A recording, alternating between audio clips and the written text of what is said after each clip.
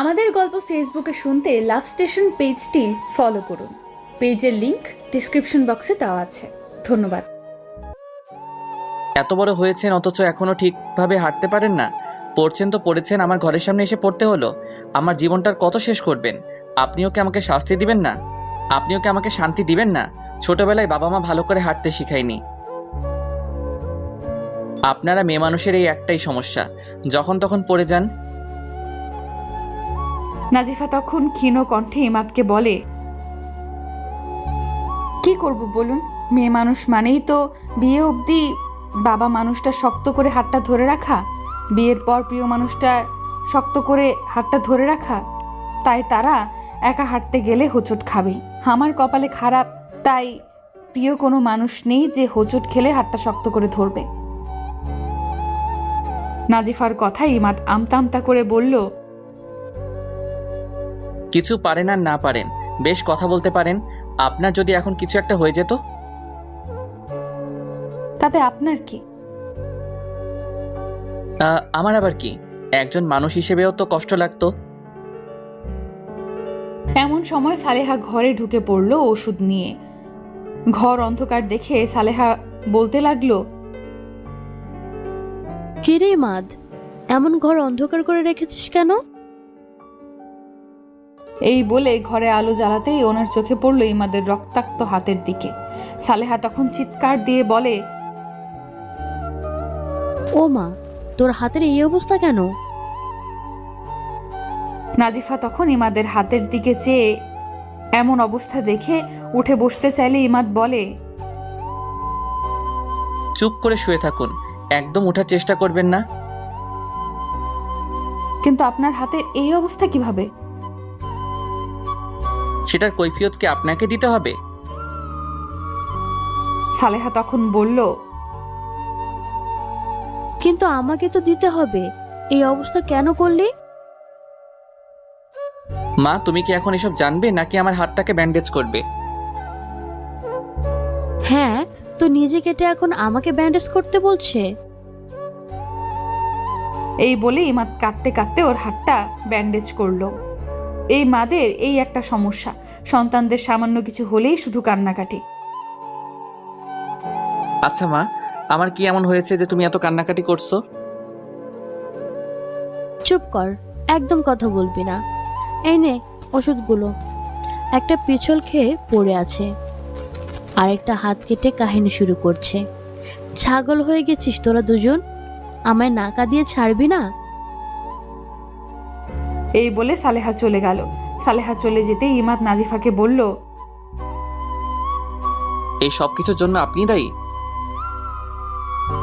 যাক বাবা, আমি আবার কি করলাম? আপনাকে কেউ বলেছে আমার ঘরের সামনে এসে পড়তে? আমি কি আর ইচ্ছে করে পড়েছি?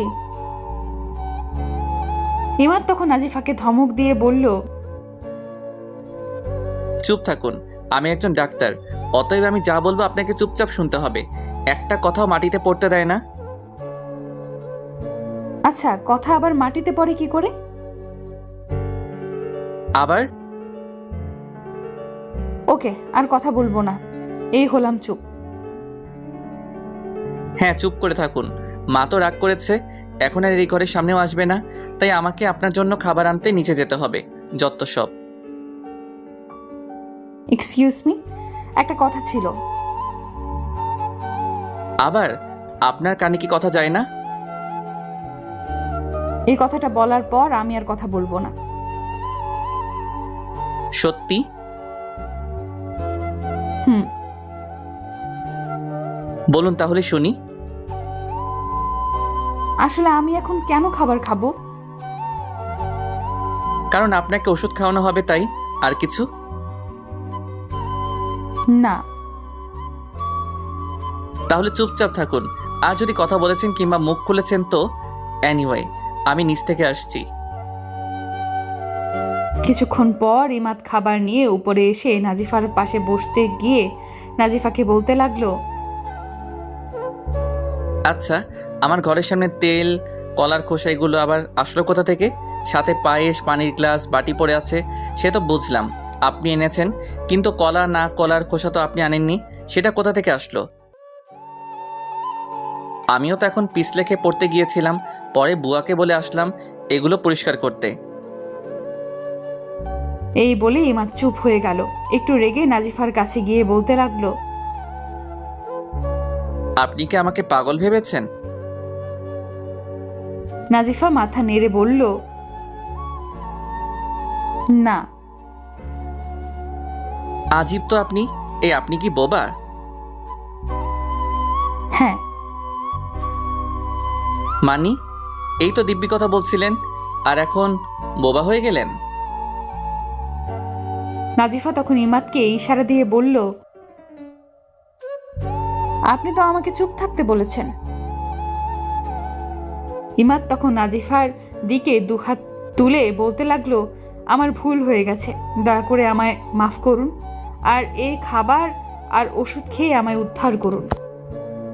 নাজিফা তখন ইমাদকে বলল, কিন্তু কিন্তু কি, এখন কি বাংলা সিনেমার নায়িকাদের মতো বলবেন খেতে পারবো না, আমায় খাইয়ে দেন?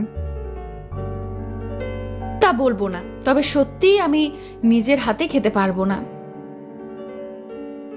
ব্যথা তো পেয়েছেন কপালে আর পায়ে, হাতে তো পাননি, তাহলে খেতে পারবেন না কেন? নাজিফা ইমাদের প্রশ্নের কোনো উত্তর না দিয়ে বালিশ থেকে কোনো মতে বসতে চাইলেই পায়ে প্রচণ্ড জোরে টান খায়। কপালের আঘাতটা একটু বেশিই লেগেছে, যার কারণে মাথাও বারবার ঘুরছে। ইমাদ দূর থেকে তা দেখতে পেয়ে নাজিফার সামনে এসে বলল, আমাকে না মেরে ছাড়বেন না। এই বলে নাজিফাকে কোনো মতে বসিয়ে ভাত মেখে ওর মুখের সামনে নিতেই ইমাদের হাতটা বারবার কাঁপতে লাগলো। নাজিফা তা দেখে হা করে ওর দিকে তাকিয়ে রইল। ইমাদ তখন বলল, এমন হা করে তাকানোর কি আছে? না মানে আপনি আমাকে সামান্য দুটো ভাত খাওয়াতে গিয়ে আপনার হাত কাঁপছে? না, কাঁপবে কেন? আমি তো মেয়ে, আমার 10-12টা বাচ্চা আছে, প্রতিদিন ওদের খাইয়ে দিতে দিতে আমার অভ্যাস হয়ে গেছে। যত সব, নিন খান। নাজিফার কোনো কথা না বলে ইমাদের হাত থেকে খাবারটা মুখে নিল। পৃথিবীর সব সুখ যেন আজ ওর পায়ের নিচে লুটোপুটি খাচ্ছে। বাঁকা চারটাও যেন তা দেখে হাসছে। আর এই সুখের নামের নৌকায় উঠতে পেরে মেয়েটির চোখে আজও অশ্রুকণার ছোঁয়া দেখা যাচ্ছে। ইমাদ তা দেখে বলল,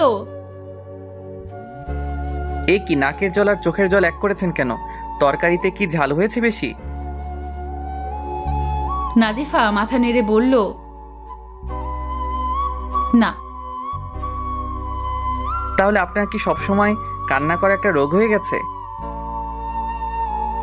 নাজিফা ইমাদের কথায় ঠোঁটের কোণে মলিন হাসি ফুটিয়ে বলল, কেউ এভাবে খাইয়ে দেয়নি তো কখনো, তাই আনন্দে চোখে জল চলে এসেছে। নাজিফার কথায় ইমাদ অনেকক্ষণ ওর দিকে চেয়ে থাকে। মেয়েটি বড়ই অদ্ভুত, একটা মায়া জালে আমায় বেঁধে ফেলেছে। কিন্তু এই মায়া জালে যে আমি আর পড়তে চাই না।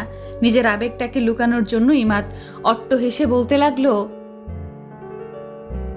ছোটবেলায় মা কখনো খাইয়ে দেয়নি? নাজিফা কথাটির কোনো উত্তরই দিল না, কেবল নিশ্চুপভাবে বসে চোখের জলই ফেলল। ইমাদ তখন পকেট থেকে রুমাল বের করে নাজিফাকে দিয়ে বলল, এই সস্তা চোখের পানিগুলো মুছুন। নাজিফা অবাক হয়ে ওর দিকে তাকাতেই ইমাদ বলল, যে কথায় কথায় চোখের জল ফেলে তার চোখের জল সস্তা ছাড়া আর কিছুই নয়। ইমাদ এই বলে ওয়াশরুমে যায় হাত ধুতে। এসে দেখে নাজিফা রুমালটা নিয়ে সমানে নিজের নাক মুছছে। ইমাদ রেগে গিয়ে নাজিফাকে বলে, ইয়াক, এই রুমালটা আমি কি করে ইউজ করব? ছি ছি, এইভাবে তো বাচ্চারাও করে না। সরি।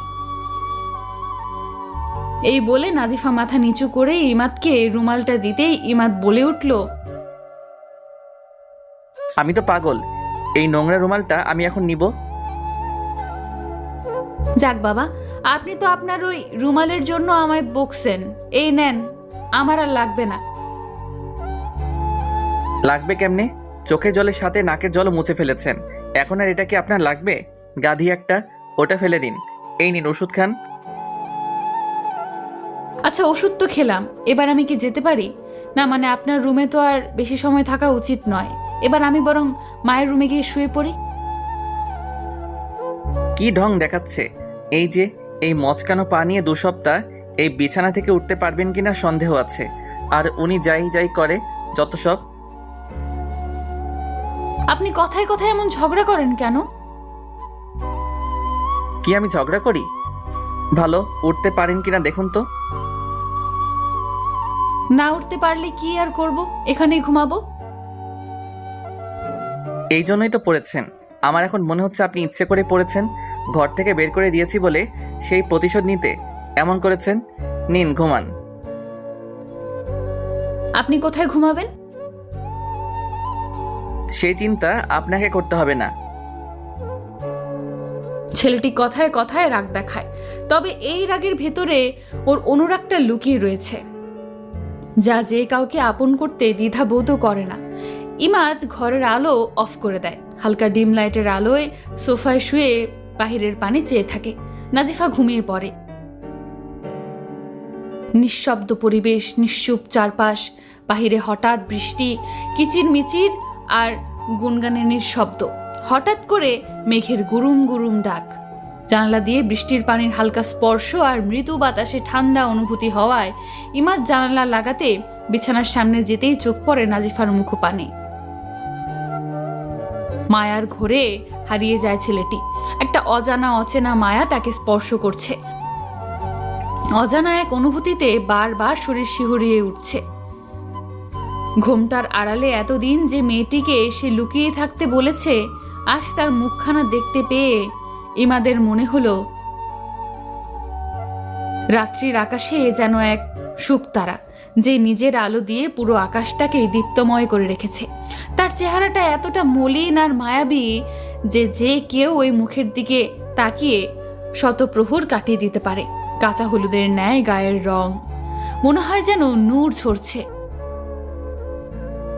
ওর চলার গতি সহজ, দীপ্তি নির্মল, সৌন্দর্যের সুচিতা অপূর্ব।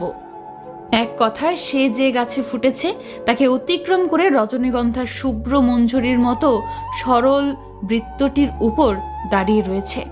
ওর উপমা ওই ইমাদ যে তখন এসব ভাবতে ভাবতে নাজিফার পাশের চেয়ারে বসে ঘুমিয়ে পড়ে বুঝতেই পারেনি। ফজরের আজান কানে যেতেই নাজিফার ঘুম ভেঙে যায়। চোখ মেলে দেখে ইমাদ ওর পাশের চেয়ারে হেলান দিয়ে ঘুমাচ্ছে। নাজিফা ওর দিকে চেয়ে অসহায়ভাবে বলতে লাগলো, আল্লাহ, আমার জন্য রাতে উনি ঠিকমতো ঘুমাতে পারলো না। আল্লাহ, তুমি আমাকে তাড়াতাড়ি সুস্থ করে দাও, যাতে আমি এই ঘর থেকে তাড়াতাড়ি যেতে পারি। চাই নামাজটা পড়ে নেই।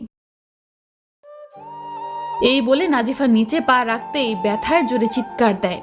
ওর চিৎকার শুনে ইমাদ চোখ খুলতেই ওকে এই অবস্থায় দেখে প্রচন্ড জোরে একটা ধমক দিয়ে বলল, এত বেশি বুঝেন কেন? এই অবস্থায় কোথায় যাচ্ছিলেন? না মানে উজু করতে। তো আমাকে ডাকলেই তো পারতেন। আর এক ওয়াক্ত নামাজ না পড়লে কি হয় না? আপনার যে অবস্থা, তাতে আপনি নামাজ পড়বেন কি করে? অসুস্থ বলে তো খাওয়া দাওয়া আরাম আয়েশ ছেড়ে দিচ্ছি না, তাহলে নামাজ কেন ছেড়ে দেব? যদি এতই ভালোবাসে আপনাকে, তাহলে কষ্ট দিচ্ছে কেন? মা বাবা আমাদের ভালোবাসে বলেই যে আমাদের সব আবদার মিটায় এমন নয়, ঠিক তেমনি আল্লাহ আমাদের ভালোবাসে বলে যে অসুখ সমস্যা দিবে না এমন নয়। বরং আরো বেশি করে তিনি তার প্রিয় বান্দাদের সমস্যা দেয়, যাতে তারা সেই সমস্যার মাঝেও তাকে স্মরণ করে কিনা তা পরীক্ষা করে। ইমাদ আর কোনো কথা না বাড়িয়ে ওয়াশরুম থেকে বালতিতে করে অজুর পানি নিয়ে এসে নাজিফার সামনে দিয়ে বলে, নিন, সকাল সকাল আমাকে কষ্ট না দিয়ে তো ছাড়বেন না। আমি তো আপনাকে কষ্ট দিতে চাইনি, আপনি নিজেই তো পানি আনতে গিয়েছেন। আমি তো উঠে গিয়েই ওয়াশরুমে অজু করে আসতাম। চুপ থাকুন। উঠে গিয়ে অজু করতে আসতেন, হাঁটতে পারতেন যে অজু করতেন। নাজিফা অজু করতে লাগলো। ইমাদ সেই সৌন্দর্য এক দৃষ্টিতে অবলোকন করতে থাকে। ওর পানে চেয়ে থেকে ইমাদ কল্পনার রাজ্যে বিভোর হলো। এই যে এভাবে কি দেখছেন? নাজিফার কথা ইমাদ কল্পনার জগৎ থেকে বাস্তবতায় ফিরল। একটু সংকোচ নিয়ে বলল, নাথিং। আপনি এখন কিভাবে নামাজ পড়বেন? আপনি তো দাঁড়াতে পারবেন না। আল্লাহ আমাদের জন্য সবকিছু সহজ করে দিয়েছেন। অসুস্থ অবস্থায় আমরা বসে শুয়ে এবং ইশারা দিয়েও নামাজ পড়তে পারি। ওকে, তাহলে আপনি পড়ুন, আমি আসছি। কোথায় যাচ্ছেন? নাজিফার প্রশ্নটায় ইমাদ নাজিফার দিকে তাকাতেই নাজিফা বলতে লাগলো, না মানে এত সকাল সকাল বাইরে যাচ্ছেন তো তাই জিজ্ঞাসা করলাম। আর তাছাড়া আপনি নামাজ পড়বেন না? না। ছেলেটা এখনো নিজের কাছের মানুষের মৃত্যুটা মেনে নিতে পারছে না। কিন্তু কেন সে বুঝছে না একদিন আমাদের সকলকে তার কাছে চলে যেতে হয়, আর এটাই নিয়ম। কেউ হয়তো দুদিন আগে যায়, কেউ হয়তো দুদিন পরে। নাজিফা দীর্ঘ নিঃশ্বাস ফেলে নামাজে মগ্ন হলো। সকাল 8টায় নাবা ইমাদের রুমে আসে। নাজিফা তখন ঘুমাচ্ছিল। নাবা ওর মাথার পাশে বসে ওর কপালে একটা চুমু দিয়ে বলল,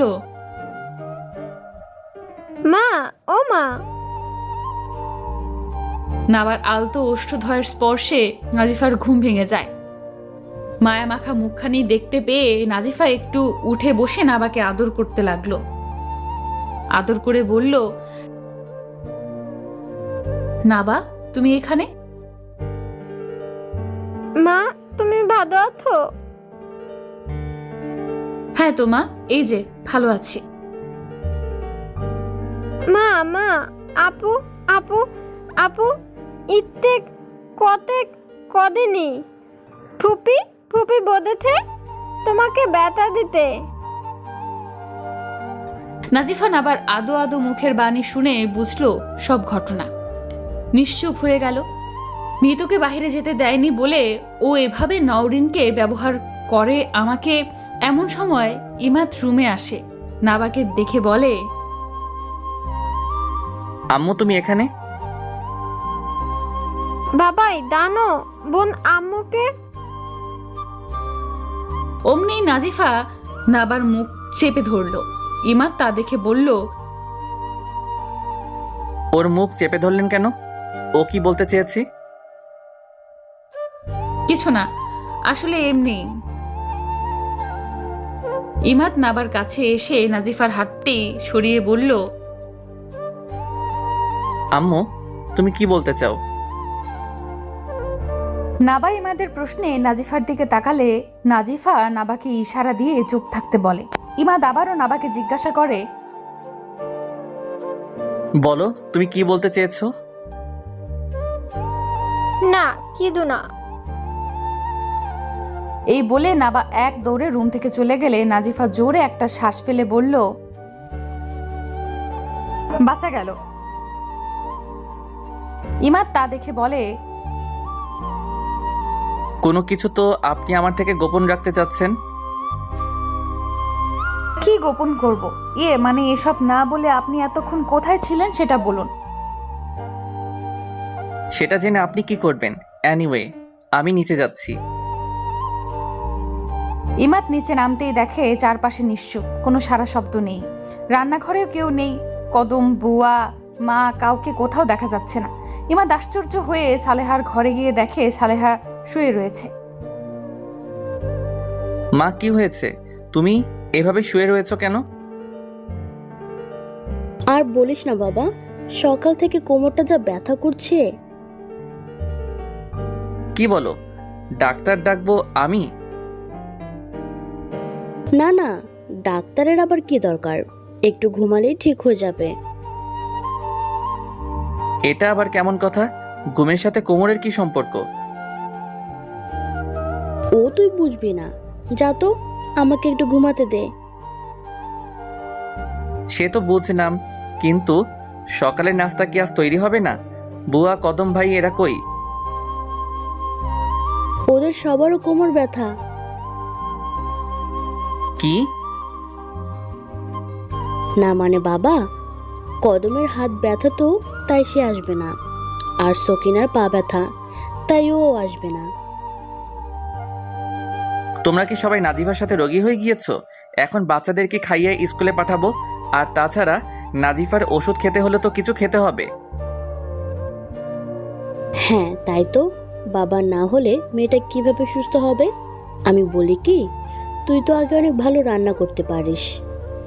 আগে মানে মৃত্যুর জন্য, এই আমার জন্য তুই তো কত কিছুই অফ ডেতে রান্না করতিস, তো আজকে না হয়। অমনি ইমাদ চোখ বড় করে তাকাতেই সালেহা আস্তে আস্তে বলল, না মানে আমি নাবা আর নওরিনের কথা ভেবেই বলছি, নাজিফার জন্য কিন্তু বলিনি। আর তাছাড়া আমিও কতদিন হয়ে গেল তোর হাতের খাবার খাই না। আগের মতো একটু হাসি খুশি থাক না বাবা, আগের মতো শখ করে একটু কিছু রান্না কর না। না মা, এসব আর আমার দ্বারা হবে না। যার জন্য করতাম সে তো আমায় ছেড়ে চলে গেছে, সো আমি পারবো না।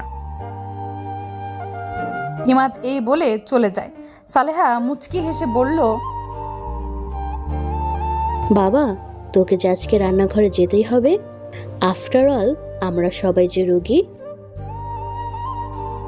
ইমাদ উপরে গিয়ে নাজিফার সামনে এদিক ওদিক পায়চারি করতে লাগলো আর নিজে নিজেই বকতে লাগলো।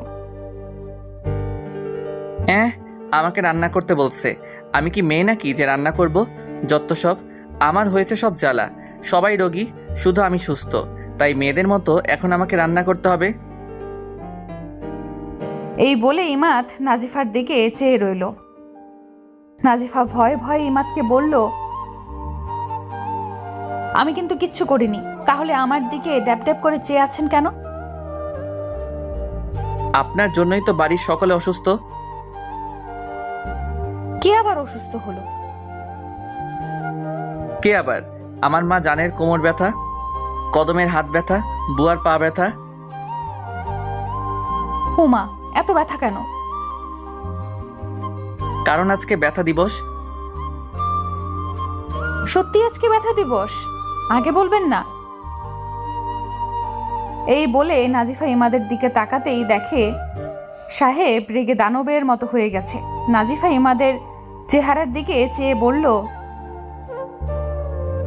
এভাবে তাকাবেন না, ভয় লাগে। চুপ থাকুন, আমি মরছি জ্বালাই আর আপনি মজা করছেন। নাজিফা চুপ হয়ে বসে রইল। ইমাদ কিছু সময় চুপ থেকে নাজিফাকে বলল, আমার কি মনে হয় জানেন? আমার মনে হয় মা এসব ইচ্ছে করে করছে, যাতে আমি রান্নাঘরে যাই। আমি কি মেয়ে যে রান্নাঘরে যাব রান্না করতে? আজকে সারাদিন সবাই না খেয়ে থাকুক, তাতে আমার কি? ভালো করে আমি রান্নাঘরে যাচ্ছি। এই যে আমার বোনটা নিতু এত বড় হয়েছে, অথচ রান্নার রও পারে না। আমার বৌমনি ওরফে ভাবি, তেনাকে যদি ভাবি বলি, আরে কি চেঁচামেচি শুরু করে। ভাবি শব্দটা নাকি অনেক গাইয়া, অথচ রান্নাবান্না খেলতেও পারে কিনা সন্দেহ আছে। আর আমাকে দেখুন, আমি পড়াশোনার জন্য যখন বাইরে ছিলাম তখন তো ব্যাচেলর ছিলাম, ব্যাস নিজের রান্না নিজেই করতাম। রান্না তো মানুষের একটা শখও হতে পারে, কিন্তু আজকালকার মেয়েরা রান্না করতেই চায় না, কিন্তু ওরা বোঝে না। ইমাদ চুপ হয়ে গেল, কেননা নাজিফা ওর মুখের ভেতরে কয়েকটা কাগজ ঢুকিয়ে দেয়। ইমাদ রেগে গিয়ে বলে, আপনি এটা কি করলেন? সে কখন থেকে কানের সামনে বকবক করেই যাচ্ছেন। কয়টা বাজে খেয়াল আছে? 8:30। আজকেও কি নাবা নওরিন স্কুলে যাবে না? কি 8:30 বেজে গেল? ইমাদ ঘড়ির দিকে তাকিয়ে এক দৌড়ে রান্নাঘরে চলে যায়। নাজিফা বসে বসে মুচকি হাসতে থাকে, আর এদিকে ইমাদ রান্নাঘরে গিয়ে রুটি আর ডিম ভাজি করে। নাবা, নওরিন, নিতু, সালেহা সবাই ইমাদকে রান্নাঘরে দেখে অবাক। সালেহা আড়াল থেকে দাঁড়িয়ে ইমাদকে রান্নাঘরে দেখে বলল, বললাম না বাবা, আজকে তোকে দিয়ে আমি সকালে নাস্তা বানাবো। কতদিন পর তুই আবার একটু রান্না করলি। নিতু তো নাজিফার উপর রেগে শেষ। ভাবি মারা যাওয়ার পর ভাইয়া কখনো রান্নাঘরের সামনে পর্যন্ত আসেনি, অথচ এই মেয়েটির জন্য আজ আবারও ভাইয়া নাস্তা বানাচ্ছে। নাস্তা বানানো শেষ হতেই ইমাদ নাবা আর নওরিনকে রেডি করে খাবার খাইয়ে স্কুলে দিয়ে আসে।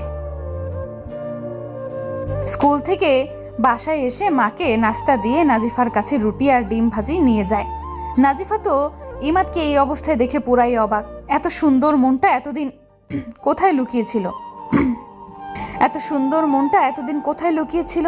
ওর রাগের ভেতরে যে এত সুন্দর একটা মন আছে তা আমরা কেউ দেখতেই পাইনি। এই যে কি ভাবছেন? না কিছু না। অবশেষে আপনি তাহলে রান্নাঘরে গেলেন। কি করব বলুন? রান্নাঘরে না গেলে যে আপনার ওষুধ খাওয়া হতো না। আমি ওষুধ না খেতে পারলে তাতে আপনার কি? ইমাদ কিছু সময় চুপ থেকে বলল, আপনি ওষুধ খেতে না পারলে যে আমার রুম থেকে তাড়াতাড়ি চলে যেতে পারবেন না। আসলে কি শুধু এর জন্যই? আসলে আমি বড্ড বেশি বোকামি, তাই হয়তো। কি হলো? আবার কি ভাবছেন? ভাবছি আমি সুস্থ হয়ে গেলে শুধু এই রুম থেকে নয়, এই বাড়ি থেকেই চলে যাব। কথাটি শুনতেই ইমাদের কেমন যেন খারাপ লাগছিল। ইমাদ বুঝতে পারল না কেন, কারণ সে এটাই চেয়েছিল এই মেয়েটি যেন ওর জীবন থেকে দূরে চলে যায়। তাহলে আজ ও যখন চলে যাওয়ার কথা বলছে, তাহলে খারাপ লাগছে কেন? তা এখান থেকে কোথায় যাবেন? গ্রামে। কি মায়ের কাছে? মা শব্দটি শুনলেই মেয়েটির চোখ দুটো জলে ঝাপসা হয়ে যায়। নিয়তির পরিহাসে ছোটবেলায় বাবা মারা যায়, আর মা নিজের আপন হয়েও সবসময় সৎ মায়ের মতো আচরণ করেছে। ভেবেছিলাম জীবনে এমন একটা প্রিয় মানুষ আসবে যার আগমনে আমি আমার সমস্ত দুঃখ কষ্ট ভুলে যাব। কিন্তু সবার কপালে সব সুখ যে আর হয় না। এমন একটা মানুষ জীবনে আসলো যে কিনা নাজিফার চোখে মুখে বেদনার সেই নীল রংটা ফুটে ওঠে। অবশ্য উঠবে নাই বা কেন? এমন একটা অমানুষের সাথে বিয়ে হয়েছে যে বিয়ের রাতেই নাজিফা বুঝে ফেলেছে এর সাথে সংসার করা যাবে না। কিন্তু লোকনিন্দা থেকে বাঁচতে 2টা বছর মেয়েটি সমস্ত কষ্ট সহ্য করে সংসারটা করে। অবশেষে একদিন সত্যিই ধৈর্যের বাঁধ ভেঙে যায়, আর পারল না, ডিভোর্স দিতেই হলো। কিন্তু মেয়েটি বুঝলো না আমরা এমন একটা সমাজে থাকি যেখানে একজন মেয়ে স্বামীকে ডিভোর্স দেওয়া মানে সে এমন কিছু করে ফেলেছে যার জন্য প্রতি মিনিটে মিনিটে তাকে মৃত্যুর স্বাদটা গ্রহণ করতে হবে। ওর কোনো অধিকারই নেই ভালোভাবে বাঁচার, ওর কোনো অধিকারই নেই অমানুষ কারোর সাথে বিয়ে হলেও তাকে ডিভোর্স দেওয়ার। আর যদি হয় সে পরহেজগার মেয়ে, তাহলে তার পরহেজগার গিরি তা নিয়ে কথা ওঠে। পরহেজগার মেয়ে মানে তোমার স্বামী রাতে যদি মদ খেয়ে এসে তোমাকে মারে, সমাজের মানুষের কথা অনুযায়ী তোমার কাছে সে ব্যথা অমৃতের মতো লাগতে হবে। উফ, করতে পারবে না। নাজিফা টপ টপ করে চোখের জলগুলো ছেড়ে দিল। জীবন যুদ্ধে সে পরীক্ষা দিতে দিতে ক্লান্ত হয়ে গেছে। মাঝে মাঝে বেলা শেষে সূর্যটা তার হৃদয়ের আকাশে উঠেছে কিনা সেটা অপলক দৃষ্টিতে মেয়েটি খোঁজে, কিন্তু বেলা যে শেষ হয় না তাই তো মাঝি তার ঘাটে এখনো আসেনি। বেলা শেষের সূর্যটাও যে এখনো ওঠেনি। ইমাদ নাজিফাকে এতক্ষণ অবধি নিশ্চুপ দেখে ওর কাছে যেতেই দেখে মেয়েটি কাঁদছে। এ কি, আপনার চোখে জল কেন? আপনি কথায় কথায় এত কাঁদেন কেন? না, এমনি। তা বললেন না তো কোথায় যাবেন? কোথায় আর যাব, দেখি গ্রামে গিয়ে যদি ভালো কোনো চাকরি পাই তাহলে একাই থাকবো। নাজিফার উত্তরে ইমাদ একটু হেসে বলল, তা পড়াশোনা কতদূর করেছেন যে চাকরি করবেন? দেখে তো মনে হয় না পড়াশোনা করেছেন। নাজিফা এখন ক্ষীণ কণ্ঠে বলল, অ্যাকাউন্টসের উপরে বিবিএ কমপ্লিট করেছি, তারপর আর পড়াশোনা হয়নি মায়ের কারণে। এইটুকু অবধি পড়তেই তো আমাকে। নাজিফা চুপ হয়ে যায়। ইমাদের দিকে তাকিয়ে দেখে ছেলেটি অনিমেষ ভাবে ওর দিকে চেয়ে আছে। এভাবে তাকিয়ে আছেন কেন? আপনি বিবিএ কমপ্লিট করেছেন? অবাক হচ্ছেন? আসলে আমাদের মানুষগুলোর সমস্যা কি জানেন? কেউ যদি রবকে ভালোবাসে, তার হুকুম মেনে চলে, সে ছেলে হোক কিংবা মেয়ে হোক, তার সম্পর্কে আমাদের ধারণা সে অবশ্যই আনস্মার্ট গাইয়া টাইপের ব্যক্তি হবে। আর জেনারেল পড়াশোনা সেটার সামনেই যেন তার যাওয়া উচিত না। অথচ সত্যিকারের যে রবকে ভালোবাসে সে সবচেয়ে স্মার্ট, শিক্ষিত ও সুশীল ব্যক্তি। সেই মনে করে শুধু দিনই ইলম নয়, একজন ব্যক্তি হিসাবে আমাকে সব কিছুর উপর জ্ঞান অর্জন করা উচিত। ইমাদ বাকরুদ্ধ হয়ে যায়। আসলেই আমাদের কাছে কোনো ব্যক্তি রবকে ভালোবাসা মানে তার সম্পর্কে আমাদের কোনো ভালো ধারণাই আসে না। ইমাদ মুখে অস্ফুষ্ট হাসি ফুটিয়ে নাজিফাকে বলল, শুভকামনা, ভালো থাকবেন। আর যদি কিছু লাগে তাহলে আমাকে বলবেন। এই বলে ইমাদ চলে যায়। নাজিফাও চলে যেতেই বলে উঠল, এত কিছু না বলে যদি একবার বলতেন প্লিজ আপনি যেন না, তাহলে বিশ্বাস করুন আমি পৃথিবীর সব সুখ আজ পেয়ে যেতাম, কিন্তু 4 অক্ষরের ভালোবাসা শব্দটি হয়তো আমার কপালেই নেই। দুপুর 3টে বাজে নাবা আর নওরিন বাড়ি ফিরে আসে। ইমাদ আজ চেম্বারে যায়নি। সকালে নাজিফার কথাগুলো যেন তার খুব কষ্ট দিচ্ছে, কিন্তু কেন এই প্রশ্নটির উত্তর তার জানা নেই। ইমাদ আবারও রান্নাঘরে গেল। নিজেই নিজেকে বলতে লাগলো, ইমাদ, যেহেতু মেয়েটি চলে যাবে সেহেতু যে কয়দিন এই বাড়িতে আছে মেহমান হিসেবে তুই না হয় তার সেবা কর। বাবাই বাবাই তুমি কি কাঁদতো? প্রশ্নটি শুনে ইমাদ সামনে তাকাতেই দেখে নাবা একটু হেসে বলল, আমি রান্না করছি মা। কার জন্য? মায়ের জন্য? ইমাদ অবাক হয়ে যায়। নাবার সামনে গিয়ে হাঁটু গেড়ে বসে নাবাকে জিজ্ঞেস করলো, আচ্ছা মা, তুমি ওকে মা বলে ডাকো কেন? বাদে মাকে মা বলবো না তো কি বলবো? ইমাদ অবাক হয়ে যায়। নিশ্চুপভাবে নাবার মুখের দিকে চেয়ে রয়। আমার মেয়েটি আজ অব্দি মায়ের ভালোবাসা পায়নি, কিন্তু আজ সে নাজিফাকে নিজের মা মনে করছে। আমি কি করে ওকে কষ্ট দেই? নাজিফা তো চলে যাবে, আমি তো ওকে আটকে রাখতে পারবো না। কি হতো বাবাই, তুমি কি ভাবতো? কিছু না মা, যা তুই তোর মায়ের কাছে যা, আমি আসছি। নাবা চলে যেতেই ইমাদ রান্নায় ব্যস্ত হয়। হঠাৎ তার মনে হলো আমি নাবাকে কি বলে পাঠালাম। কথাগুলো ভাবতেই ইমাদ মুখে হাত দিয়ে ফেলে। আমি কি কোনো মায়াজালে পড়ে যাচ্ছি? না, আমার দ্বারা এরূপ কিছু হওয়া উচিত না। নাজিফা শুয়ে ভাবছিল, জীবনটা কত বিচিত্র, হরেক রকমের মানুষ, হরেক রকমের জীবন। হঠাৎ নাজিফার মনে হলো পর্দার আড়ালে কেউ লুকিয়ে রয়েছে। একটু বিস্মিত হয়ে নাজিফা জিজ্ঞাসা করলো, কে ওখানে? নাজিফার গলার স্বর পেয়ে নওরিন ওর সামনে এসে মাথা নিচু করে দাঁড়িয়ে রইল। নওরিনকে দেখে নাজিফা মুচকি হেসে বলল, কি হলো, ওখানে দাঁড়িয়ে আছো কেন মা? এদিকে এসো। নওরিন অমনেই কান্না করে নাজিফাকে এসে জড়িয়ে ধরে। সরি, আমি তোকে ইচ্ছে করে ব্যথা দেইনি। খাদি আপুকে আদর করলে হবে, আমাকে করবে না? কথাটি শুনে নাজিফা দরজার দিকে তাকাতেই দেখে নাবা। চোখের জলগুলো ছেড়ে বলল, তুমি ওইখানে দাঁড়িয়ে কেন? এসো এদিকে। নাবা খিলখিল করে হাসতে হাসতে নাজিফাকে এসে জড়িয়ে ধরল।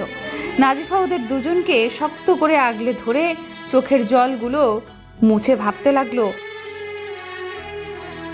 জীবনে কিছু না পেলেও যে কদিন এই বাড়িতে আছি, দুটো বাচ্চার ভালোবাসা নিয়েই না হয় থাকবো। ইমাদ হঠাৎ রুমে আসে। এরূপ দৃশ্য দেখে আড়ালে দাঁড়িয়ে থাকে। নওরিন কান্নামাখা কণ্ঠে নাজিফাকে বলে, বিশ্বাস করো, আমি চাইনি তুমি পড়ে যাও। ফুফু আমাকে বলেছিল তুমি নাকি শুধু বাবাইয়ের জন্য পায়েস রেঁধেছ, যা খেলে বাবাই আমাদেরকে ভুলে যাবে। তাই ফুফু আমার হাতে তেল আর কলার খোসা দিয়ে বলল এগুলো বাবাইয়ের ঘরের সামনে ফেলে দিতে, আর এগুলোতে পিছলা খেয়ে তোমার হাতের থেকে পায়েসের বাটিটা পড়ে যাবে। ব্যাস, আমিও তার জন্য এমন করেছি, আমাকে মাফ করে দাও।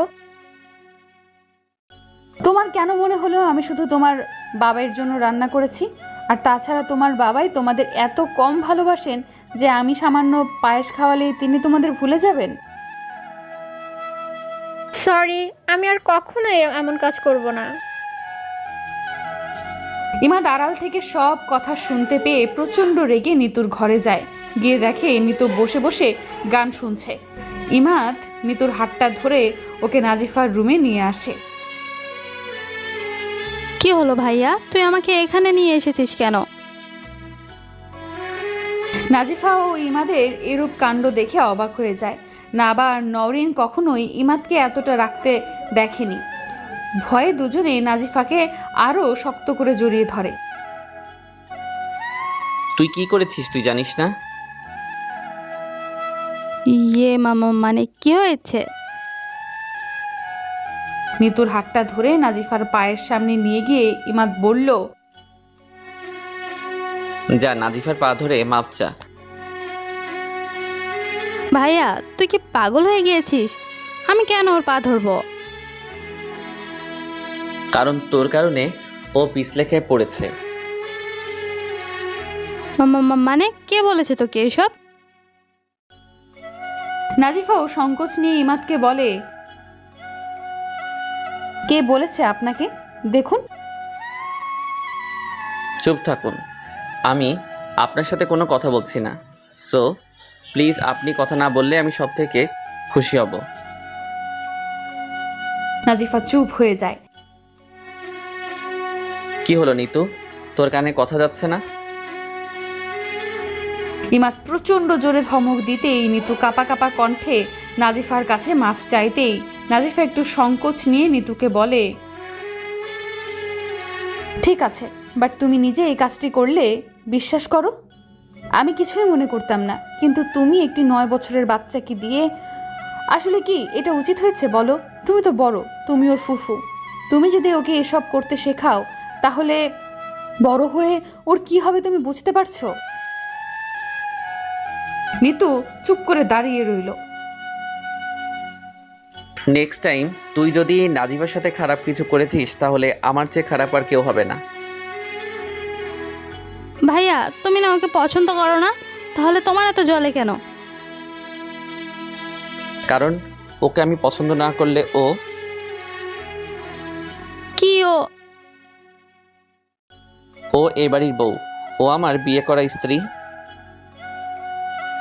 ব্যাস এইটুকুই বলেছে, এতেই আমি খুশি। আমার আর কিচ্ছু লাগবে না। বাকিটা জীবন আপনার মুখে এই কথাগুলো মনে রেখেই কাটিয়ে দিতে পারবো। জানি না মন থেকে বলেছেন কিনা, কিন্তু বলেছেন যে এতেই আমি খুশি। নাজিফা ইমাদের দিকে চেয়ে মনের সাথে কথা বলতে থাকে।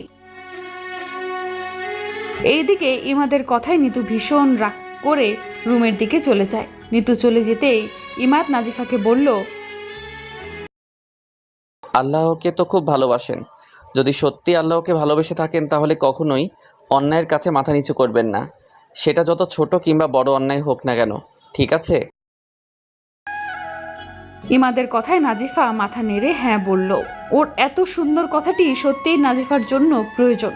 আসলেই জীবনে চলার পথে আমাদের অন্যায়কে প্রশ্রয় দেওয়া সত্যিই উচিত নয়, সেটা নিজের অতি কাছের মানুষ করলেও। রাতের দিকে ইমাদ ঘরে আসতে নাজিফা ইতস্ততভাবে ইমাদকে বলে, আমি আপনাকে খুব কষ্ট দিয়ে ফেলেছি তাই না? ইমাদ আশ্চর্য হয়ে, হঠাৎ এমন কথা? না মানে সারাদিন আমি আপনার ঘরে আপনার বিছানার উপর শুয়ে আছি, আপনি একটু বিশ্রামও নিতে পারছেন না। এমন করে বলার কি আছে? এই ঘরটি তো আপনারও, কেননা আপনি আমার। ছেলেটি চুপ হয়ে যায়। বড্ড চাপা স্বভাবের, কখনোই নিজের মনের কথাগুলো প্রকাশ করে না। সবগুলো মনে রেখে নিজে একাই কষ্ট পায়। আমি আপনার কে? না কিছু না। এনিওয়ে, খাবারটা খেয়ে ওষুধ খেয়ে ঘুমিয়ে পড়ুন। বেশি রাত জাগা স্বাস্থ্যের জন্য ভালো নয়। আপনাকে আমি এই কয়দিনেই জ্বালাবো, আমি সুস্থ হয়ে গেলে সত্যিই চলে যাব। ইমাদ নাজিফার সামনে এসে ওর হাতটা শক্ত করে ধরে চেঁচিয়ে চেঁচিয়ে বলতে লাগলো, কথায় কথায় এত যাই যাই করেন কেন? আপনার ভিতরে মায়া ভালোবাসা কিছুই নেই, তাই তো একজনকে ছেড়ে চলে আসতে পেরেছেন। ইমাদ বুঝতে পারলো না রাগের মাথায় সে মুখ ফসকে এমন একটা কথা বলে ফেললো। নাজিফা মুখে ঠুনকো হাসি নিয়ে ও যদি আমার সামান্য ভালোবাসাটুকু গ্রহণ করতো আর ও যদি আমাকে সামান্যটুকু ভালোবাসা দিত, তাহলে বিশ্বাস করুন আমি ওকে ছেড়ে চলে আসতাম না। ইমাদ অনুতপ্তভাবে নাজিফার দিকে চেয়ে বলে, আই এম সরি, আসলে রাগের মাথায় মুখ ফসকে কথাগুলো বের হয়ে গেছে। ঠিক আছে, ব্যাপার না, এসব শোনার অভ্যাস আমার আছে। প্লিজ রাগ করবেন না, আমি আপনাকে হার্ট করতে চাইনি। না, না করব কেন? আচ্ছা, আপনাকে একটা প্রশ্ন করতে পারি? জি করুন। না মানে আসলে আপনার হাজবেন্ডকে আপনি কেন ছেড়ে দিয়েছেন তা খুব জানতে ইচ্ছে করছে। সিরিয়াসলি? এই তো কয়েকদিন আগেও বলেছিলেন আমার অতীত সম্পর্কে জানার আপনার কোনো আগ্রহ নেই। তাহলে আজ কি এমন হলো যে জানতে চাচ্ছেন? আসলে আপনি বোধহয় জানেন না, মানুষের চিন্তা ভাবনা মিনিটে মিনিটে বদলায়। সেদিন যা বলেছিলাম তখন হয়তো আপনার সম্পর্কে আমার যে ধারণা ছিল তা হয়তো এখন পুরোটাই পরিবর্তন হয়ে গেছে। আপনি না বলতে চাইলে আমি জোর করব না। It's okay. ইমাদ চলে যেতে চাইলে নাজিফা অন্যমনস্ক হয়ে ওর হাতটা আলতো করে স্পর্শ করে। নয়ন বেয়ে অশ্রু মাটিতে গড়িয়ে পড়ে। ইমাদ ওর পাশে বসে। জানেন, আমার না কপালটাই খারাপ। তাই তো এমন একজনের সাথে বিয়ে হয়েছে যে আমাকে পণ্য করতে চেয়েছিল। মানে?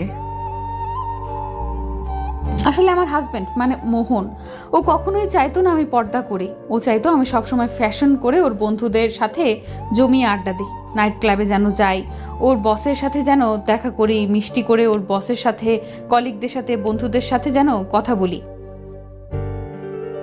হাসাহাসি করি, ফুর্তি করি। কিন্তু আমি ওকে কিছুতেই বোঝাতে পারতাম না যে আমি শুধু ওর সম্পত্তি। এখানে কাউকে নজর দিতে দেওয়া মানে নিজের পায়ে নিজে কুড়াল মারা। আমি ওকে বোঝাতে পারতাম না যে আজ মরে গেলে কাল দুদিন। এই দুনিয়ার রং তামাশা সবকিছুই ক্ষণিকের। প্রতিদিন রাতে মদ খেয়ে এসে আমায় মারতো। এমনকি বিয়ের প্রথম রাতেও নেশা করে এসে আমার গায়ে হাত তুলেছিল। সেদিনেই বুঝে ফেলেছিলাম মা টাকার বিনিময়ে এই ছেলেটির কাছে আমায় বিক্রি করে দেয়। বিয়ের পর সারা দিন আমার শাশুড়ি আর মোহনের অত্যাচারে আমি শেষ হয়ে যাচ্ছিলাম। অনেকবার ওকে বুঝিয়েছি, কিন্তু ও উল্টো আমাকে হাতের কাছে যা পেত তা দিয়ে মারতো। আয়নার সামনে গিয়ে যখন ওর মায়ের আঘাতগুলো নিয়ে দাঁড়াতাম, আয়নাও দেখতাম আমাকে উপহাস করছে। আমার হৃদয়টাও ও আমাকে উপহাস করত। এই আমি শিক্ষিত ব্যক্তি, এই আমি নিজেকে সম্মান করি, এটাকেই যদি শিক্ষিত ব্যক্তির নমুনা বলা হয়, তবে এই শিক্ষার থেকে মূর্খ থাকা অনেক ভালো। চোখের জল মুছে ফেললাম। সেদিন থেকে নিজের অধিকার নিজে আদায় করব ভেবেছিলাম। তাই তো রাতে মোহন এসে যখন আমায় ওর বসের সাথে ফোনে কথা বলতে দেয়, আমি ঠাস করে ওকে একটা থাপ্পড় দিয়ে দেই। ও আমাকে সম্মান করতে পারে না, তাই আমি ওকে সম্মান করতে সেদিন থেকে ভুলে গিয়েছিলাম। জানেন, আমি না ওকে ডিভোর্স দিতাম না যদি দেখতাম ও আমাকে সামান্যটুকু ভালোবাসে। কিন্তু ও আমাকে নয়, বরং বিয়ের পরও এক মেয়ের সাথে রিলেশন চালিয়ে যাচ্ছিল। বুঝতে পেরেছিলাম আমি মোহন আমাকে ভালোবাসে না, তাই মুক্ত করে দিলাম। মুক্ত আকাশে উড়ে চলে গেল, একবারও ফিরে তাকালো না। নাজিফা নিশ্চুপ হয়ে যায়। ইমাদের দিকে চেয়ে দেখে ওর মুখটা ফ্যাকাশে হয়ে গেছে। ইমাদ তাও একটু হেসে নাজিফার দিকে চেয়ে বলে, ভালোবাসতে ওকে খুব, তাই না? কাউকে কারো ভালোবাসা পেতে হলে সেই মানুষটাকে অর্জন করতে হয়। ও তো আমাকে কখনো অর্জন করতে পারেনি, তাই তো আমি ওকে কখনোই ভালোবাসতে পারিনি। ওকে ছেড়ে চলে আসার সময় হৃদয়ে ব্যথা অনুভব হয়নি, বুকের বা পাজরে কষ্ট লাগেনি, একবারও পিছুটান অনুতপ্ত হয়নি। সোডিয়ামের আলোয় কখনো একা হাঁটা হয়নি। সহজে দুঃস্বপ্ন ভেবে মানুষটাকে ভুলে গিয়েছি। তাহলে আমি কেন মিতুকে ভুলতে পারছি না? কারণ আপনি তাকে ভালোবাসেন। অন্তরের সবটুকু অনুভূতি দিয়ে আপনি তাকে অর্জন করতে পেরেছেন, তাই মিতুকে আপনি কখনো ভুলতে পারবেন না। আর যেদিন মিতুকে ভুলে যাবেন, সেদিন আপনি নিজেই বুঝে নেবেন আপনি ওকে কখনোই ভালোবাসেননি। তাই তো ওর অনুপস্থিতি আপনাকে ওকে ভুলিয়ে দিল। কিন্তু তাই বলে চলে যাওয়া মানুষটার জন্য জীবন থমকে দেওয়া মানেই আপনি হেরে গেছেন। কিন্তু তাই বলে চলে যাওয়া মানুষটার জন্য অন্য কাউকে ভালোবাসতে না পারা মানে আপনি ভালোবাসার আসল সংজ্ঞাই জানেন না। ভালোবাসা মানে প্রথম ভালোবাসাকে শ্রদ্ধার সাথে মনে রেখে পুরনো অনুভূতিতে আবার কাউকে ভালোবাসতে পারা, আবার কাউকে নিয়ে স্বপ্ন দেখা, আবার কাউকে নিয়ে কল্পনায় হারিয়ে যাওয়ার ইচ্ছে প্রকাশ করা। কেননা জীবনে বাঁচতে হলে আপনাকে ভালোবাসতেই হবে। ভালোবাসার নামের 4 অক্ষরের শব্দের সাথে জড়িত হতে হবেই। না, তা কখনোই আমার পক্ষে সম্ভব নয়। মৃত্যু ছাড়া আমি আর কাউকে ভালোবাসতে পারবো না। ইমাদ সাহেব, বাস্তবতা দেখুন। আবেগ নিয়ে আর যাই হোক বাঁচা যায় না। ইমাদ নাজিফার কথার আর কোনো উত্তর না দিয়ে রুম থেকে বেরিয়ে যায়।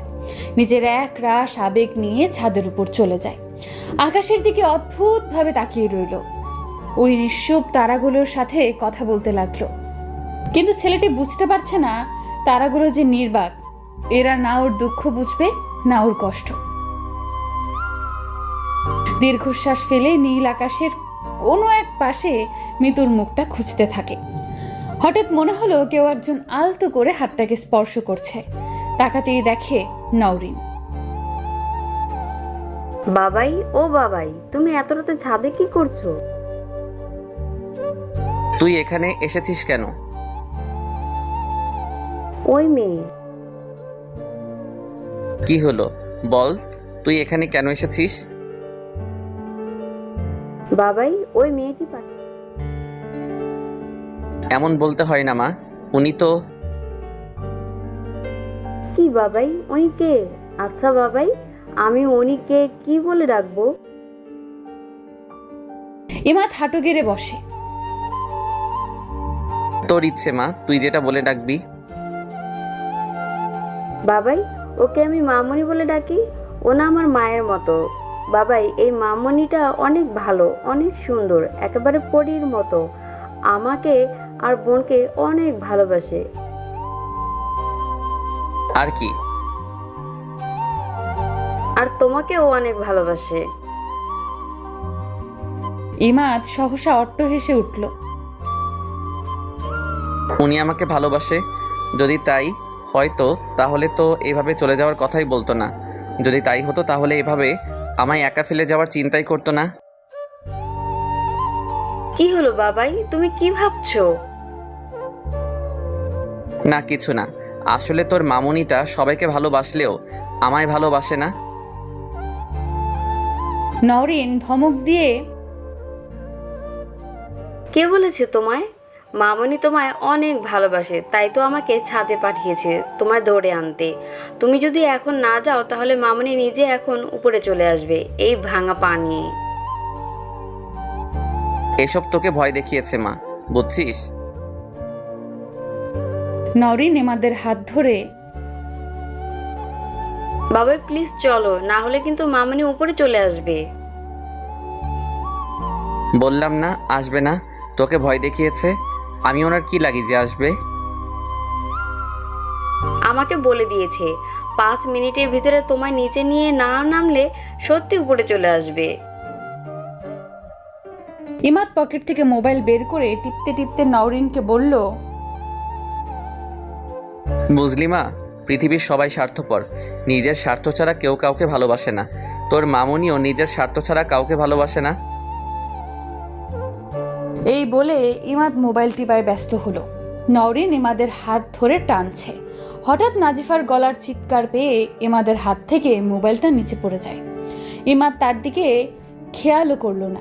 নিস্তেজ হয়ে গেল নাজিফার আবার কিছু হলো না তো? ওকে সত্যিই উপরে চলে এসেছে? নওরিন ইমাদের হাত ধরে, বাবা, মামনির গলার আওয়াজ না? হ্যাঁ, না কি বলছিস তুই? এই বলে ইমাদ এক দৌড়ে ছাদ থেকে নিচে নামতেই দেখে নাজিফা সিঁড়ির মধ্যে বসে পা ধরে কান্না করছে। ইমাদ ওকে সিঁড়িতে দেখে হতভম্ব হয়ে যায়। ওর সামনে গিয়ে প্রচন্ড জোরে ধমক দিয়ে বলে, আপনি এই অবস্থায় সিঁড়িতে উঠলেন কেন? আপনার জন্য। চুপ থাকুন আমার জন্য, যত সব। এখন এই পায়ের ব্যথা তো আরও বেড়ে গেছে। নওরিন অমনি বলল, ঠিকই তো তোমার জন্য। কতবার বলেছি, মামুনি আমাকে বলেছে তোমাকে নিয়ে 5 মিনিটের ভিতরে নিচে না গেলে উপরে চলে আসবে এই ভাঙা পা নিয়ে। এখন বুঝলে? চুপ থাক তুই। আমাকে আগে বলবি না যে সত্য করে বলেছে? বাবা, আমি কি বলেছি মামুনি মিথ্যে করে বলেছে? এখন তুমি সব দোষ আমায় দিচ্ছ। না, সব দোষ আমার। এখন চুপ থাক। যা নিচে গিয়ে বরফ নিয়ে আয়, আমার ঘরে আয়। ওকে বাবাই। নওরিন চলে যেতেই ইমাদ নাজিফাকে কোনো সংকোচ না করে কোলে নিয়ে ঘরের উদ্দেশ্যে হাঁটতে নিচে নামতে লাগলো। নাজিফা অবাক হয়ে ওর মুখের দিকে চেয়ে রইল। শক্ত করে ওর কাঁধ দুটোকে আঁকড়ে ধরলো। ওর এভাবে শক্ত করে আঁকড়ে ধরা দেখে ইমাদ বুঝে ফেলল মেয়েটি ওর মাঝেই এমন কাউকে খুঁজছে যে ওকে শত বিপদের মাঝেও শক্ত করে ধরে রাখবে, ওর সুখে সুখী আর ওর দুঃখে দুঃখী হবে। রুমে নিয়ে নাজিফাকে বিছানার উপর শোয়াতেই নওরিন বরফ নিয়ে ইমাদের ঘরে আসে। বাবাই এই নাও।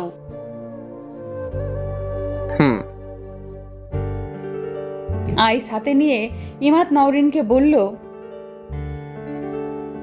শোন, এটা যেন আর কেউ না জানে। কেন বাবাই? কেন? আবার মা জানলে বাবাইকে বকবে। আমি খুশি হব দিদুন তোমায় বকলে। দাঁড়া, ও আমি এখনই দিদুনকে গিয়ে বলছি। এই বলে নওরিন চলে যেতেই ইমাদ ওকে বারবার ডাকতে থাকে। নাজিফার দিকে চেয়ে গরম চোখে, কে বলেছে উপরে যেতে? আপনি তাহলে কেন আমার উপর রাগ করে উপরে চলে গিয়েছেন? তাই বলে আপনি উপরে চলে আসবেন এই অবস্থায়? যাব, 100 বার যাব। আপনার সাথে কথা বলে পারা যায় না। ইমাদ আর কথা না বাড়িয়ে নাজিফার পায়ের সামনে গিয়ে বসে ওর পায়ে বরফ লাগাতে থাকলো। সকালে নাজিফার ঘুম ভাঙতেই ও ইমাদের কাণ্ড দেখে অবাক হয়ে যায়। চোখ কচলাতে থাকলো। বারবার নিজের হাতে চিমটি দিয়ে দেখতে লাগলো এটা কি সত্যি, এটা কি স্বপ্ন না বাস্তব। আমি কিছু ভুল দেখছি না তো? ইমাদ সাহেব নামাজ পড়ছেন, এটা কিভাবে সম্ভব? আমার তো মাথা ঘুরছে। আল্লাহ রাব্বুল আলামিন কি তাকে কবুল করে নিয়েছে? ইমাদ নামাজ পড়ে মোনাজাত শেষে পেছনে তাকাতেই নাজিফাকে দেখে মাথা থেকে টুপিটা খুলে ফেলল। আমতা আমতা করে নাজিফাকে বলল, এইভাবে তাকিয়ে থাকার কি হলো? ইয়ে আপনি নামাজ পড়েছেন? তাই কথা বলতে গিয়ে এত আমতাম তাম করা কি হলো? আপনি সত্যিই নামাজ পড়েছেন? ইমাদ চেঁচিয়ে চেঁচিয়ে, জানেন তো এই জন্যই আমি বাসায় নামাজ পড়তে চাইনি। জানতাম আপনি এমন করবেন। মসজিদে যাওয়ার জন্য যেই রওনা দিলাম অমনি বাহিরে ঝড় বৃষ্টি শুরু হলো, তাই যেতে পারলাম না। এই বলে ইমাদ হাতের জায়নামাজটা গোছাতে লাগলো। নাজিফা ছেলেটির দিকে চেয়ে রইল। অদ্ভুত মায়াবী চেহারা, বাদামি রঙের চোখ, গোলাপি ওষ্ঠদয়, কুচকুচে কালো ভ্রু, আর তার উপরে পরনে নীল কালার পাঞ্জাবি আর মাথার সাদা টুপি। সত্যি এ তো সেই মানুষ যে আমার রাত জাগার কবিতা ছিল, যে আমার গল্পের নায়ক ছিল। নাজিফা উপরের দিকে দুহাত তুলে শুকরিয়া আদায় করল। ইমাদ তখন ব্রুকুচকে বলল, তা ম্যাডাম, দুহাত উপরের দিকে তুলে কি করছেন? আজকে কি আপনি নামাজ পড়বেন না? ও হ্যাঁ, পড়ব তো। ইমাদ জায়নামাজটা রেখে নাজিফাকে অজুর পানি এনে দেয়। নাজিফা তখন একটু মলিন মাখা মুখ নিয়ে, তা এভাবে আর কয়দিন আমাকে পানি এনে দিবেন? আপনি যতদিন চাইবেন। আমি যদি বলি সারা জীবনের জন্য? ইমাদ কি ভেবে হেসে বলল, তার মানে আপনি সারা জীবন এইভাবে পঙ্গু হয়ে থাকবেন? এই বলে ইমাদ ঘর থেকে বাহিরে চলে যায়।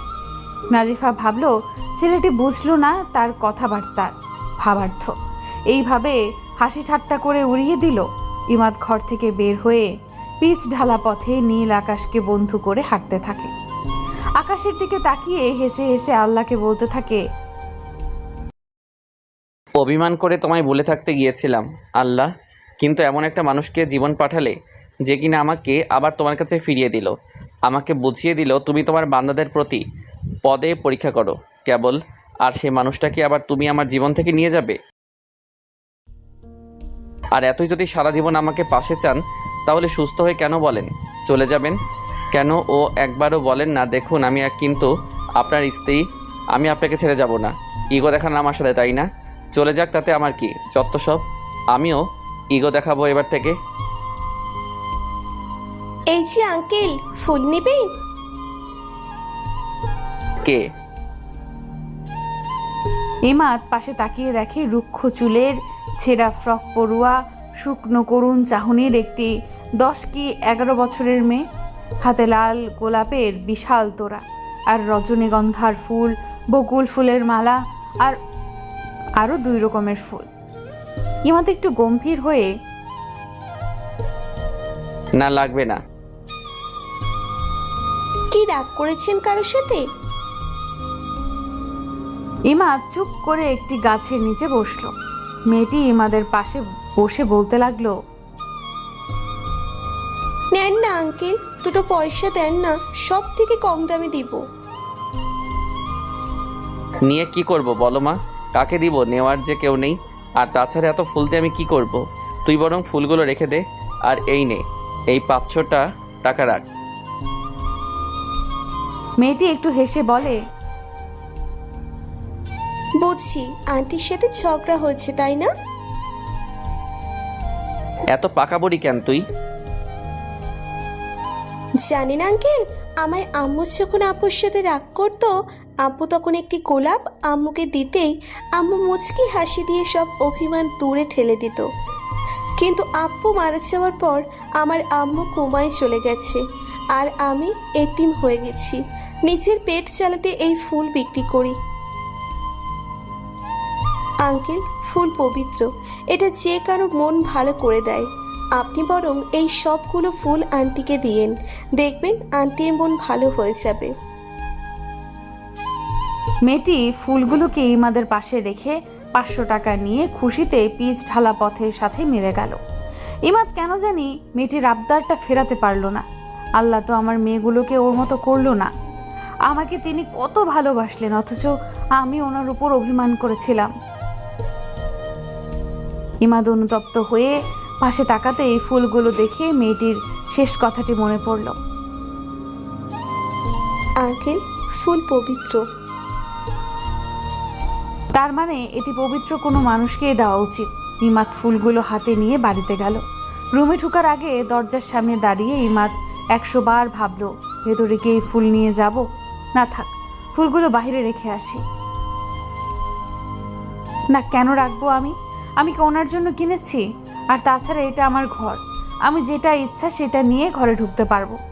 ইমাদ একটা ভাব নিয়ে ঘরে ঢুকতেই দেখে নাজিফা বিছানা ছাড়ছে। ইমাদ ধমক দিয়ে বলে, এই কি আপনার মাথা খারাপ হয়ে গেছে? কে ও ইমাদ সাহেব? কেন আমার মাথা খারাপ হবে? আপনি ভাঙা পা নিয়ে বিছানা থেকে নেমেছেন? আসলে পায়ের ব্যথাটা না কমে গেছে। আর তাছাড়া এভাবে শুয়ে থাকলে হবে না, কাজ আছে অনেক। মেয়েগুলোকে স্কুলে পাঠানো, ওদের জন্য নাস্তা করা, এগুলো তো প্রতিদিন, আর আপনি করে দিবেন না। ইমাদ গোমরা মুখ করে, যা খুশি তাই করুন আপনি। তাই তো করব। এনিওয়ে, আপনার হাতে ওগুলো কি? এলে বাবালে, আপনি কি ছোট খুকি যে এগুলোর নাম জানেন না? তা না, আসলে এত ফুল আপনার হাতে, এগুলো কি আমার? ইমাদ একটু হেসে বলে, কি হলো, চুপ হয়ে গেছেন কেন? যেটা বলতে গিয়েছেন সেটা বলুন। না মানে আসলে এত ফুল আপনার হাতে। ইমাদ চেঁচিয়ে বলে, কি আমি ফুল বিক্রি করবো আপনার কাছে? তা নয়তো কি, এত ফুল পাগলেও তো আনে না। যারা আনে তাদের এক কথায় ফুল বিক্রেতা বলে। তা আপনার কি চাকরি চলে গেছে? কেন? না মানে ফুল বিক্রির পাল্লায় নামছেন যে। ইমাদ নাজিফার কাছে এসে আঙুল তুলে বলে, আপনি না কখনো আমাকে বুঝবেন না, কখনো না। এই বলে ইমাদ অন্যদিকে ফিরে দাঁড়িয়ে রইলে নাজিফা শান্ত কণ্ঠে বলে, এইতে বুঝে কি হবে যদি সেই মানুষটা ইগোর জন্য নিজের মনের কথা না বলতে পারে? ইমাদ তেড়ে এসে নাজিফার হাত ধরে। আপনি বুঝি ইগো দেখাচ্ছেন না? আর কিসের মনের কথা বলবো আপনাকে? লিসেন, কিছু বলার নেই আপনাকে। আপনি চলে গেলে আমি বরং খুশি হব। ইমাদ হাতের সবগুলো ফুল নিচে ফেলে দিল। রেগে চলে যেতে চাইলে নাজিফা অন্যমনস্ক হয়ে ইমাদকে বলল, আজ দুপুরে মা আসবে আমায় নিয়ে যেতে। ইমাদ কথাটির কোনো গুরুত্ব না দিয়ে চমকে গেল। নাজিফা মুখে হাসি ফুটিয়ে মেঝে থেকে সবগুলো ফুলের তোড়া উঠিয়ে ঠুনকো হেসে বলল, আপনার মনের কথাগুলো যদি আমি এত তাড়াতাড়ি বুঝি তাহলে যে আপনাকে আমি ইগো থেকে বের করতে পারবো না, আর আপনাকে চাপা স্বভাবের মানুষ থেকেও যে আমি মুক্ত করতে পারবো না, তাই না হয় অবুঝি রয়ে গেলাম। দুপুরবেলা ইমাদ চেম্বার থেকে বাড়ি ফিরতেই দেখে নাজিফার মা এসেছে। ওনাকে দেখে ইমাদের কপালে ভাঁজ পড়ে গেল। তার মানে সকালে নাজিফা যেটা বলেছে সেটা সত্যি। নিজের ভালো তো পাগলও বুঝে, অথচ এই মেয়েটি নিজের ভালো বুঝে না। ইমাদকে দরজার সামনে দেখে সালেহা বলল, আরে ইমাদ এসেছিস তুই? এই দেখ কে এসেছে। নাজিফার মা তখন বলল, বাবা কেমন আছো? জি আলহামদুলিল্লাহ ভালো, আপনি কেমন আছেন? সালেহা ইমাদের এরূপ আচরণ দেখে আশ্চর্য হলেন। তার মানে নাজিফা যে বলল ইমাদ কিছুটা স্বাভাবিক হয়ে গেছে সেটা সত্যি। জি বাবা, আমিও ভালো আছি। ইমাদ মুখটাকে ম্লান করে সালেহাকে জিজ্ঞেস করলো, মা নাজিফা কোথায়? সালেহা হেসে বলল, আমার রুমে গেছে। কেন? কেন আবার? ওর লাগেজ গুছাতে। এই বলে সালিহা নাজিফার মায়ের দিকে তাকিয়ে একটু হেসে বলে, ব্যান তো ওকে নিয়ে যেতে এসেছে, তাই মেয়েটি জামা কাপড় নিয়ে সবকিছু গুছিয়ে নিচ্ছে। ইমাদ প্রখর নয়নে সালেহার দিকে চেয়ে, মা তুমি কি পাগল হয়ে গেছো? এই তোমার কি জ্বর হয়েছে? তুমি এই মহি। সালেহা ইমাদের মুখ চেপে ধরে, অতঃপর আস্তে বলল, কি হচ্ছে কি এসব? ওনার সামনে কি তুই এইভাবে আচরণ করবি? ইমাদ মুখ থেকে সালেহার হাত সরিয়ে, হ্যাঁ 100 বার করব। যা তো এখান থেকে। উনি কি আর জোর করে নাফিসাকে নিয়ে যাচ্ছে? নাফিসা নিজেও যেতে চাচ্ছে। কি? দাঁড়াও। ইমাদ সোজা সালেহার রুমে চলে গেল।